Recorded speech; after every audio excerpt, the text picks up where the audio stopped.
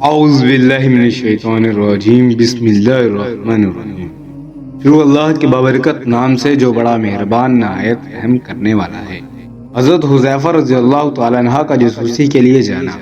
حضرت حذیفہ رضی اللہ تعالیٰ عنہ فرماتے ہیں کہ غزوہ خندق میں ہمارے ایک طرف تو مکہ کے کفار اور ان کے ساتھ دوسرے کافروں کے بہت سے گروہ تھے جو ہم پر چڑھائی کر کے آئے تھے اور حملہ کے لیے تیار تھے، اور دوسری طرف خود مدینہ منورہ میں بنو کنیزہ یہودی ہماری دشمنی پر تلے ہوئے تھے، جن سے ہر وقت اندیشہ تھا کہ کہیں مدینہ منورہ کو خالی دیکھ کر وہ ہمارے اہل و عیال کو بالکل ختم نہ کر دیں۔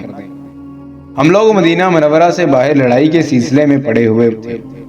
منافقوں کی جماعت گھر کے خالی اور تنہا ہونے کا بہانہ کر کے اجازت لے کر اپنے گھروں کو واپسی جا رہی تھی، اور حضور اقدس صلی اللہ علیہ وآلہ وسلم ہر اجازت مانگنے والے کو اجازت محرم فرما دیتے تھے۔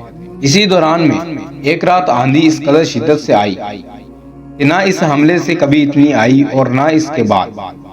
اندھیرا اس قدر زیادہ کہ آدمی کو پاس والا آدمی تو کیا اپنا ہاتھ بھی نظر نہیں آتا تھا، اور ہوا اتنی سخت کہ اس کا شور بجلی کی طرح گرج رہا تھا۔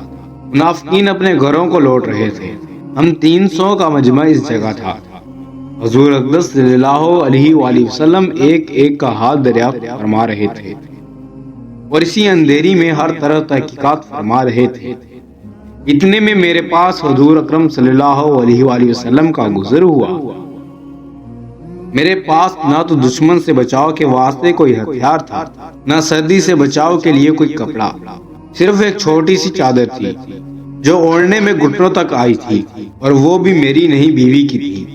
میں اس کو اوڑھے ہوئے گھنٹوں بل زمین سے چمٹا ہوا تھا۔ حضور نے دریافت فرمایا کون ہے؟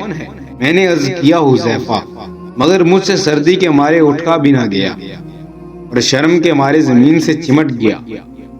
حضور اکرم صلی اللہ علیہ وآلہ وسلم نے ارشاد فرمایا کہ اٹھ کھڑا ہو اور دشمنوں کے جتے میں جا کر ان کی خبر لا، کیا ہو رہا ہے۔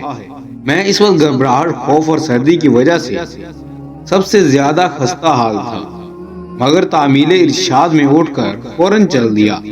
جب میں جانے لگا تو حضور اکرم صلی اللہ علیہ وآلہ وسلم نے دعا فرمائی، جس کا ترجمہ کچھ یوں ہے: یا اللہ آپ اس کی حفاظت فرمائیں، سامنے سے اور پیچھے سے، دائیں سے اور بائیں سے، اوپر سے اور نیچے سے۔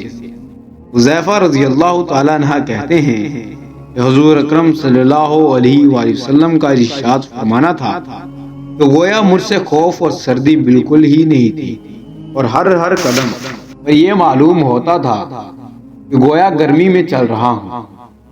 حضور اکرم صلی اللہ علیہ وآلہ وسلم نے چلتے وقت بھی ارشاد فرمایا تھا کہ کوئی حرکت نہ کر کے آئیے، چپ چاپ دیکھ کر آ جائیے کہ کیا ہو رہا ہے۔ میں وہاں پہنچا تو دیکھا کہ آگ جل رہی ہے اور لوگ سینک رہے ہیں۔ ایک شخص آگ پر ہاتھ سینکتا ہے اور کوک پر پھیر لیتا ہے، اور ہر طرف سے واپس چل دو، اور ہر طرف سے واپس چل دو، واپس چل دو کی آوازیں آ رہی ہیں۔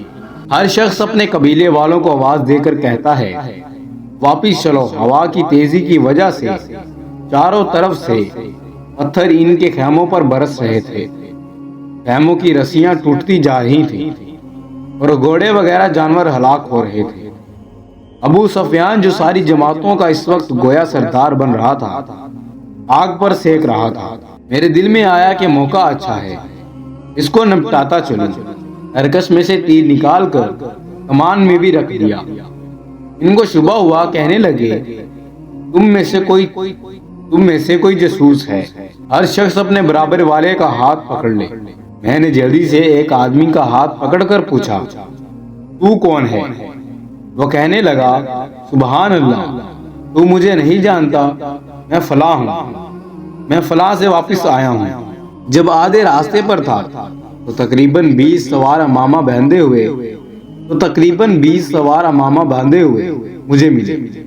انہوں نے مجھ سے کہا اپنے آقا سے کہہ دینا کہ اللہ نے دشمنوں کا انتظام کر دیا، بے فکر رہیں۔ میں واپس پہنچا تو حضور اکرم صلی اللہ علیہ وآلہ وسلم ایک چھوٹی سی چادر اوڑھے ہوئے نماز پڑھ رہے تھے۔ یہ ہمیشہ کی عادت شریفہ تھی کہ جب کوئی گھبراہٹ کی بات پیش آتی حضور اکرم صلی اللہ علیہ وآلہ وسلم نماز کی طرف متوجہ ہو جایا کرتے تھے۔ نماز سے فراغت پر میں نے وہاں کا جو منظر دیکھا تھا عرض کر دیا۔ جاسوس کا قصہ سن کر دندان مبارک چمکنے لگے۔ حضور اکرم صلی اللہ علیہ وآلہ وسلم نے مجھے اپنے پاؤں مبارک کے قریب لٹایا اور اپنی چادر کا سارا حصہ مجھ پر ڈال دیا۔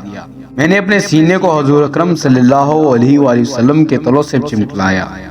میرے پیارے بھائیوں اور دوستوں، انہی حضرات کا یہ حصہ تھا، انہی حضرات کا یہ حصہ تھا اور انہی کو زیبا تھا کہ اس قدر سختیوں اور دقتوں کی حالت میں بھی امیل ارشاد تن من جان مال سب زیادہ عزیز تھی۔